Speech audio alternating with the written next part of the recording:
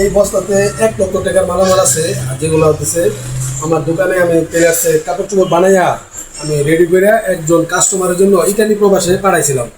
Post office যে office আছে এই অফিস থেকে সরাসরি সরকারি মাধ্যম থেকে আমি পাঠাইছিলাম। তো তারা এটা পাঠানোর পরে ইতালি যাওয়ার পরে মালটা যাওয়ার পরে ওখানে যাইয়া একদম তাদের যে ডিস্ট্রিক্ট মানে ইতালি শহরে গেছে, কিন্তু ওই জায়গা থেকে তাদের যে মানে যে এলাকা ওই অঞ্চল পর্যন্ত ইতালি শহর ওই পোস্ট অফিস পৌঁছাতে পারে নাই। তার কারণে এই 3 মাস ওই জায়গায় মালটা থাকার পরে আজকে মালটা রিটার্ন আসছে। আমি মালটা মাত্র পোস্ট অফিসে নিয়ে আসলাম। তো একটা কথা কি জানেন, পোস্ট অফিসে তো আমরা সরকারি মাধ্যমে মনে করি সব কিছু ভালো, আসলে সরকারি মাধ্যম যেহেতু গাফিলতি করে মানে এই কাগজগুলো নিয়ে প্রায় 1 মাস যাবত আমি দোকান দিতেছি।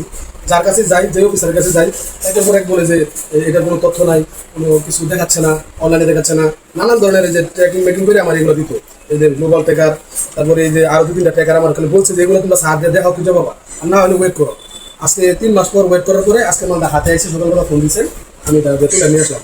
তো এখানে প্রায় 1 লক্ষ টাকার মাল আছে, প্রায় তার 20,000 টাকা জরিমানা গেল। এই মালটা তুলতে গেলে আবার কিছু টাকা লাগলো, আবার এই মালটা ইতালি পৌঁছাতে গেলে আরও লাগবে 20,000 টাকা। তো আপনারা যারা বিদেশে পার্সেল পাঠান একটু সাবধানে পাঠাবেন, আমার মতো ভোগান্তি শিকার হবেন না অবশ্যই, কারণ বুঝে শুনে পাঠালে এক চার্জে হয়ে যাবে। আমি যে ভুলটা করছি ভুলটা আপনারা করবেন না। ভুলটা অবশ্য তো আমার না, ভুলটা ওই দেশের পোস্ট অফিসের।